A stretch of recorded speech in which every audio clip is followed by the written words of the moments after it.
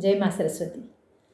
हम बात कर रहे थे मेष से लेके मीन राशि पर क्या प्रभाव पड़ेगा उन षडग्रही योग का, उस षडग्रही योग का जो मीन राशि में बन रहा है, यानी कि काल पुरुष की कुंडली में 12वें भाव में बन रहा है। इसको लेके बहुत सारी भ्रांतियां हैं, बहुत सारे लोग बहुत कुछ कह रहे हैं कि ये एक डिज़ास्टर कॉम्बिनेशन हो सकता है। बहुत सारे योगों के नाम भी मैंने आपको बताया कि दो ग्रहण योग हैं और उसके बाद पिशाच योग है, फिर कई तरह के और योग भी बन रहे हैं वहाँ पे।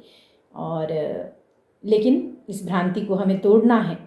हमेशा ऐसा नहीं होता। ईश्वर ने हमें जन्म दिया है तो एक बात जान लीजिए कि हमेशा ऐसा नहीं होगा कि हमारे साथ ही अन्याय होने वाला है। ऐसा बिल्कुल मत सोचिए।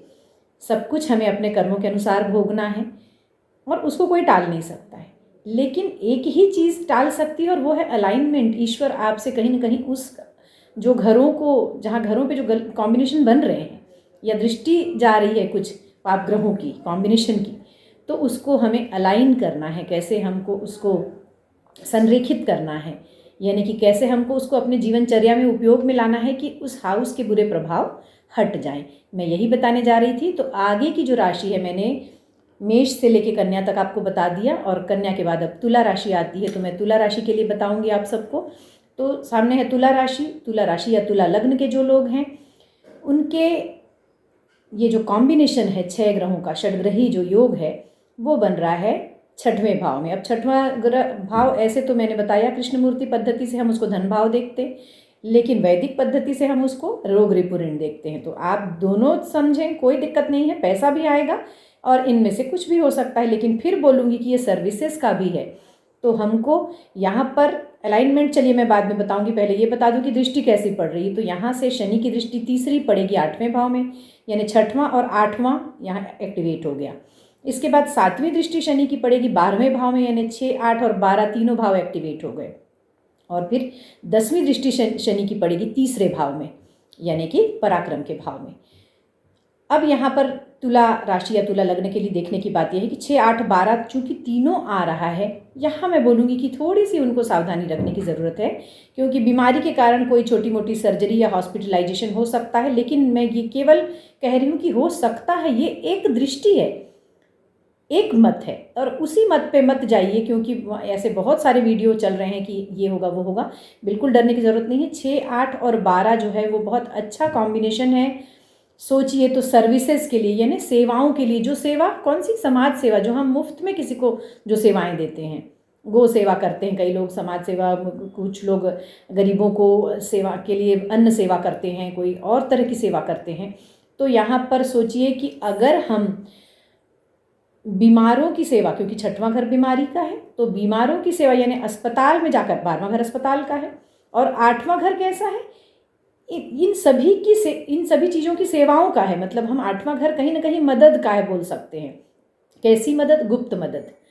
तो अगर हम बीमारों की अस्पताल में जाकर गुप्त मदद करते हैं, यानी हम उनको जताते नहीं कि हम आपके लिए कर रहे हैं, लेकिन किसी तरह हम मेडिकल स्टोर से दवा ले दी किसी के लिए, किसी को कोई और किसी का पेमेंट कर दिया अस्पताल का, या किसी को अस्पताल में और कोई मदद कर दी। इसके अलावा श्मशान घाट में कुछ मदद की जा सकती है, जैसे वहाँ पर कुछ आप डोनेशन वगैरह कर सकते हैं जिससे कि फ्यूनरल वगैरह में आसानी हो जो लोग आते हैं उनको। तो ऐसी कोई मदद कर सकते हैं। मदद नहीं समझ में आती तो इसके लिए बहुत सिंपल सा अलाइनमेंट ये है कि आप नियमित व्यायाम करें। 6वां घर अलाइन हो गया। 8वां घर कैसा अलाइन होगा? मंत्रोच्चार करें। कुछ समझ में नहीं आता है, आप मंत्रोच्चार करें, जो भी मंत्र आपको पसंद है वो शुरू कर दें। और 12वां घर क्या है? योग का है, योगा प्राणायाम। तो योग प्राणायाम यानी कि नियमित रूप से अगर आप व्यायाम, प्राणायाम, योग और मंत्रोच्चार करते हैं, सिर्फ इतना सा परिवर्तन आपके बीमारी से आपको बचाता है। 6, 8, 12 सर्जरी से बचाता है। तो तुला लग्न वालों के लिए कहूँगी ये जो पूरी सभी राशियों में, तुला में ही ये कॉम्बिनेशन बन रहा है कि 6, 8, 12 पे ये हो रहा है जो दृष्टि है, लेकिन और राशियों पे ऐसा नहीं है। फिर भी तुला के लिए मैंने ये बताया, तुला राशि और लग्न के लिए दान जो है वो होगा रुई का दान और जौ का दान, ये कर सकते हैं। बाकी सेवा करिए, मंत्रोच्चार करिए, कुछ भी कोई ऐसी वो परिस्थिति नहीं आएगी। इसके बाद वृश्चिक राशि, वृश्चिक लग्न होता है, तो वो यहाँ जो कॉम्बिनेशन बन रहा है 6 ग्रहों का षडग्रही योग, वो बन रहा है इनके 5वें भाव में।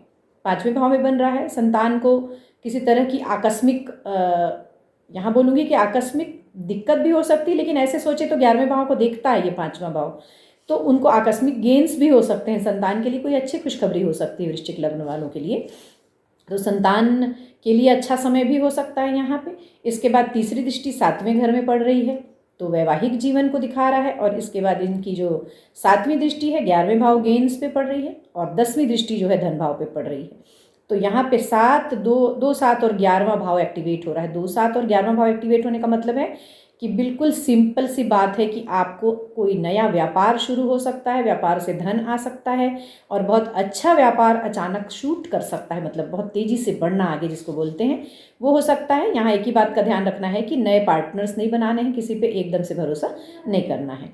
यहाँ अलाइनमेंट यही है और कोई अलाइनमेंट नहीं है आपके लिए। दान की बात करें तो यहाँ पे खड़ा उड़द यानी कि साबुत उड़द और जौ का दान कर सकते हैं। और इसके बाद धनु राशि पे आते हैं जल्दी से, कि धनु राशि के जो है वो कॉम्बिनेशन बन रहा है 4th हाउस में, यानी कि षडग्रही योग जो 4th हाउस में सुख भाव में बन रहा है। और उसके बाद दृष्टि पड़ रही है 6वें भाव में, और फिर 7वीं दृष्टि पड़ रही है 7वीं दृष्टि पड़ रही है 10वें यानी प्रोफेशन के भाव में, और 10वीं दृष्टि पड़ रही है लग्न में, यानी कि 1, 4, 6 और 10 ये भाव प्रभावित हो रहे हैं।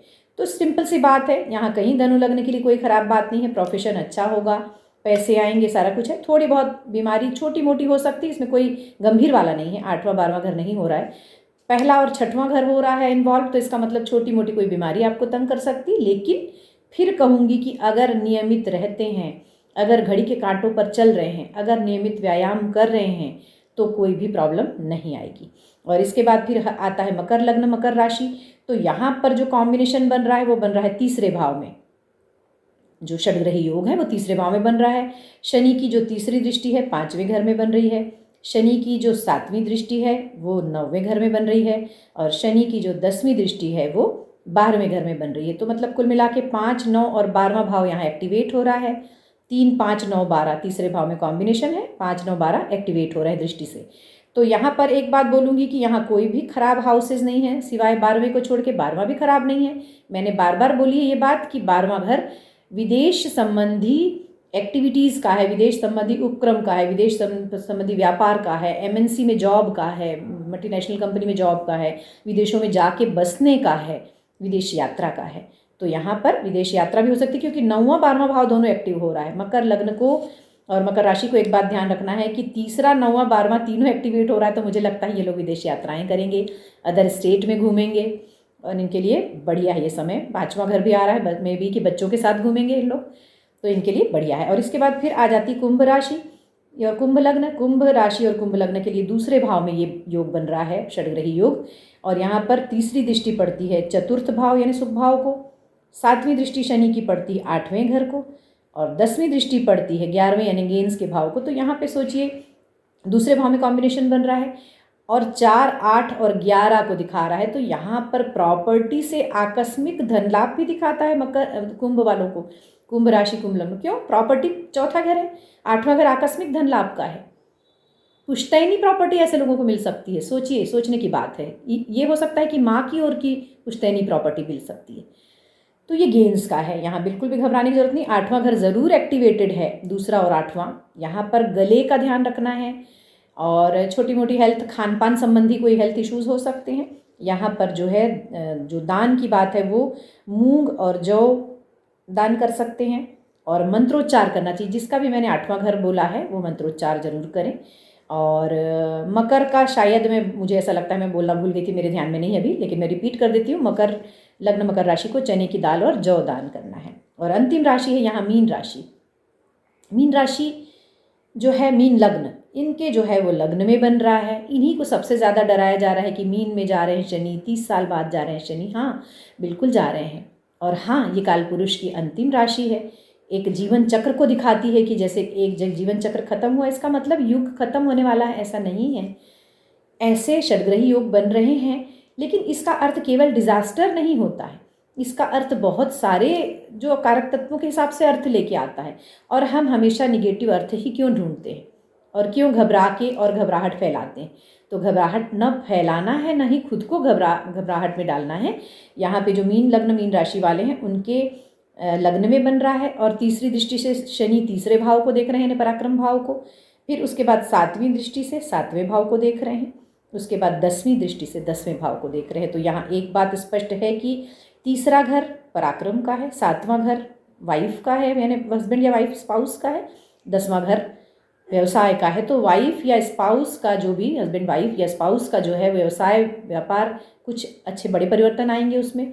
स्वयं के व्यापार व्यवसाय में बहुत बड़े परिवर्तन आ सकते हैं। हो सकता है कि आप नौकरी में है तो व्यवसाय में चले जाएं, डोमेन चेंज हो जाए।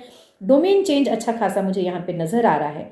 पराक्रम में वृद्धि होगी, क्योंकि राहु शनि राहु हैं वहाँ पर लग्न में, और शनि देख रहे हैं राहु के साथ कॉम्बिनेशन में। वो शनि राहु का एक टोटल कॉम्बिनेशन कह सकते हैं। राहु के पास अपनी दृष्टियाँ मान्य नहीं होती हैं, लेकिन, और तीसरी दृष्टि है भी नहीं राहु की, लेकिन शनि राहु कॉम्बिनेशन है। और शनि जब देख रहे हैं तो राहु शनि, शनिवत राहु कहते हैं। तो दोनों एक सी दृष्टि से जब शनि को देखेंगे तो मुझे लगता है पराक्रम को काफ़ी बढ़ा देंगे आपके। आप काफ़ी तैयार होकर एक नए डोमेन में जाने के लिए तैयार होंगे।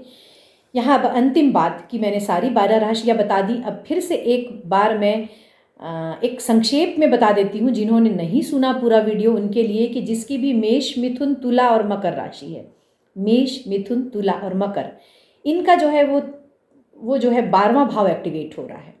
12वां भाव अस्पताल का है, एकांत का है, डिसअपॉइंटमेंट्स का है, लॉसेस का है। लेकिन हम हमेशा बुरे एट्रीब्यूट को देखें ऐसा ज़रूरी नहीं है। जब हम उसके अच्छे एट्रीब्यूट यानी अच्छे कारक तत्वों को अपना लेते हैं तो बुरे हमारे पास नहीं आते। ये ज्योतिष का सिद्धांत है और इसको हमें समझना पड़ेगा। तो यहाँ बोल दूंगी कि जो भी मेष के हैं, जो भी मिथुन के हैं, जो तुला के हैं और जो मकर के हैं, वे विदेश यात्रा कर सकते हैं। विदेश यात्रा अगर आप नहीं कर सकते, ज़रूरी नहीं कि सब कर पाएँ, तो यहाँ पे विदेश के साथ व्यापार कर सकते हैं। वो भी अगर ज़रूरी नहीं कर पाएँ तो आप MNC में काम हो सकता है, आपका MNC में आपकी जॉब लग जाए। किसी न किसी तरह से आपका 12वें भाव से संबंध बनेगा। यहाँ तक कि मैं बोल रही हूँ, करके देखिएगा कि अगर 12वां भाव आपका एक्टिवेट है तो अगर आपके विदेश में रहने वाले कोई मित्र, कजिन, भाई बहन जो भी रहते हैं, रिलेटिव्स रहते हैं, उनके साथ आप इस दौरान यानी मार्च 29 से लेके मई तक के दौरान आप फ्रिक्वेंटली बात करते हैं, इवन वीडियो कॉल में बात करते हैं अगर, क्योंकि सामने आपको वहाँ की भूमि दिखाई देगी, वहाँ का लैंड दिखाई देगा विदेश का। विदेश के लैंड को देखने मात्र से भी आपको 12वें भाव के जो प्रभाव हैं विदेश के वो मिलेंगे, नेचुरल सी बात है। और ये अलाइनमेंट है, करके देखिएगा, इसमें कोई हंसी मजाक नहीं है और ना ही कोई जादू है। तो ये करके देखिएगा, 12वां भाव आपका अलाइन रहेगा। और इसके बाद जो राशियाँ हैं 2, 5, 7, 11 मतलब वृषभ, सिंह, तुला और कुंभ, इन राशियों का 8वां घर एक्टिवेट हो रहा है। तो 8वां घर एक्टिवेट होते साथ हम डरने लगते हैं, बहुत प्रॉब्लमेटिक भाव है, सारे ऑब्स्टिकल यहाँ से आते हैं। लेकिन सोचिए कि ये भाव जितना अच्छा है शायद और कोई भाव नहीं, इसलिए कि ये आपके जीवन को ट्रांसफॉर्म कर देता है, आपको ऐसे लेसन्स देता है, बॉडी को लेके दे सकता है, आर्थिक दे सकता है, आर्थिक हानि का है, बहुत बड़ी हानियों का है, टैक्सेस का है, बहुत बड़े टैक्स के जो प्रॉब्लम्स होते हैं उनका है, फाइनेंस का है, बहुत बड़ी फाइनेंशियल प्रॉब्लम्स का है, शारीरिक सर्जरी से बड़ा कुछ नहीं होता तो सर्जरी का है, लेकिन अध्यात्म का है, लेकिन ऑकल्ट साइंस का है, लेकिन ज्योतिष का है। और जितने भी तरह के ज्योतिष की विधाएं हैं या अन्य विधाएं हैं, रेकी है, हीलिंग है, हिप्नोटिज्म है, फिर इसके बाद पास्ट लाइफ PLR आजकल बहुत ज़्यादा उसमें है चर्चा में। तो ये सब का है, कुछ नई विधा सीख लें अगर ये 4 राशि वाले, 2, 5, 7, 11, 8वां घर एक्टिवेट हो जाएगा। एक्टिवेट मीन्स अलाइन हो जाएगा, उसको संतुष्टि मिल जाएगी कि आपने उसे यूज़ कर लिया, तो वो अपने बुरे एट्रीब्यूट देना बंद कर देगा। तो बिल्कुल डरने की ज़रूरत नहीं है। वृषभ, सिंह, तुला और कुंभ वालों को 8वें घर को एक्टिवेट करना है। मंत्रोच्चार करें, कुछ समझ में नहीं आता मंत्रोच्चार करें। मंत्रोच्चार को आप मंत्र से ये 1 महीने में किसी मंत्र को सिद्ध कर सकते, इतनी शक्ति आ जाएगी आप में, क्योंकि वो एक्टिवेटेड है वो हाउस। इसके बाद कोई नए विषय पे रिसर्च, जो लोग PhD के लिए ट्राई कर रहे थे उनका PhD में हो जाएगा इस समय, पक्की सी बात है। कुछ समझ में नहीं आता है तो किसी तीर्थ चले जाएं, तीर्थ बहुत दूर नहीं हो, आसपास का कोई तीर्थ हो सकता है, कोई ऐसी पूज्य जगह जहाँ पे कोई अच्छी ऑरा हो, एनर्जी हो, वहाँ चले जाएं। 8वां घर अलाइन हो जाएगा, डरने की बात नहीं। और इसके बाद फिर तीसरा जो राशि समूह है वो है पहला, यानी कि मेष, कर्क, तुला और धनु, 1, 4, 7, 9 राशि, इनका जो है 6वां घर एक्टिवेट हो रहा है। 6वें घर में ये दृष्टि या कॉम्बिनेशन बन रहा है।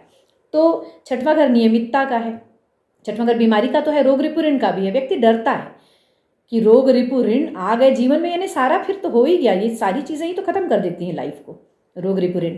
तो रोग रिपु ऋण के अलावा एक बात ध्यान रखना है कि ये सर्विसेज का है, सेवाओं का है, फ्री सेवाओं का है, निःशुल्क सेवाओं का है। तो निःशुल्क सेवाएं दे सकते हैं, जो आपके अंदर है वो दें लोगों को, कुछ नहीं तो अपना ज्ञान बांटें, फ्री शिक्षा दें, कुछ भी कर सकते हैं। लेकिन कुछ नहीं समझ में आता तो नियमित रूप से व्यायाम करें, क्योंकि ये नियमितता का है, डेली रूटीन का है। रूटीन अच्छा रखेंगे कोई बीमारी नहीं आएगी।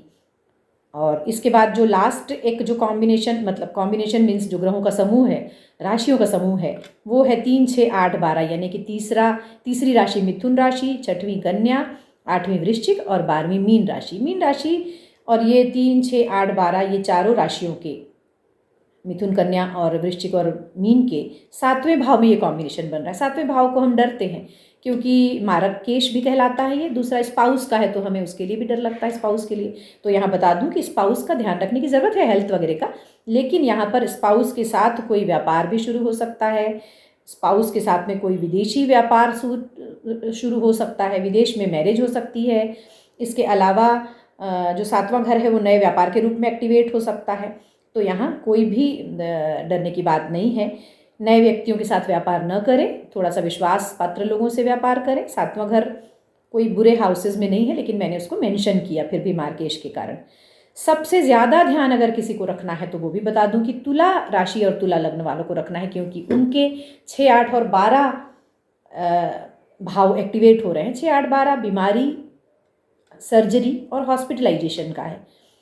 लेकिन फिर बोलूँगी कि अगर आपने सर्विसेज, नियमितता, व्यायाम, 8वां घर मंत्रोच्चार, आध्यात्मिकता, थोड़ा पूजा पाठ, थोड़ा दान और गुप्त दान जिसको बोलूँगी, और उसके बाद 12वां घर है योग, प्राणायाम, और वो भी डोनेशन का है, चैरिटी का है, तो थोड़ा सा चैरिटी, थोड़ा लेट गो, ये सब कर लिया जीवन में, लेट गो कर लिया, एक्सपेक्टेशन नहीं की। एक्सपेक्टेशन का है क्योंकि वो डिससेटिस्फेक्शन का है। तो ये अगर सारा अलाइन कर लिया, आपको कोई भी प्रॉब्लम नहीं आएगी, ये समय आराम से निकल जाएगा।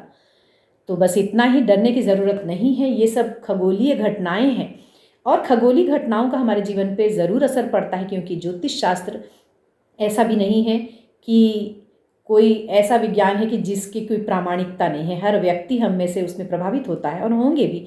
आगे आप इसके प्रभाव भी देखेंगे। अपने अपने कर्मों के अनुसार हम सब, मैं भी, आप भी, हर कोई उसका आनंद उठाने के लिए तैयार है। ईश्वर से बस यही प्रार्थना करें कि ये सारे जो हमें प्रभाव मिलने वाले हैं वो अच्छे हों। आप सभी के लिए प्रार्थना है कि ये जो भी प्रभाव हमें इन ग्रहों के मिलने वाले हों आगे बहुत अच्छे हों, और आप सबका व्यापार बढ़े, आप सबकी समृद्धि बढ़े, आप सबकी आध्यात्मिक उन्नति हो। बस इतना ही। और फिर अगर कोई इस पे आपको लगता है कि कोई प्रश्न आपके हैं तो आप कमेंट में ज़रूर कह सकते हैं। आपके साथ इन दिनों इस 1 माह में क्या कुछ बीता वो भी आप कमेंट के रूप में मुझे बताएं। इसको सुनते रहिए, केवल 29 मार्च के लिए नहीं है बल्कि आगे आने वाले समय के लिए भी है, क्योंकि 29 मार्च से वो परिवर्तन हो रहा है जो लंबे समय तक रहेगा। शनि तो 2.5 साल तक रहेंगे। तो ठीक है, अब मिलते हैं अगले किसी विषय के साथ। नमस्कार। तो अगले किसी विषय के साथ इसी तरह मिलेंगे। नमस्कार।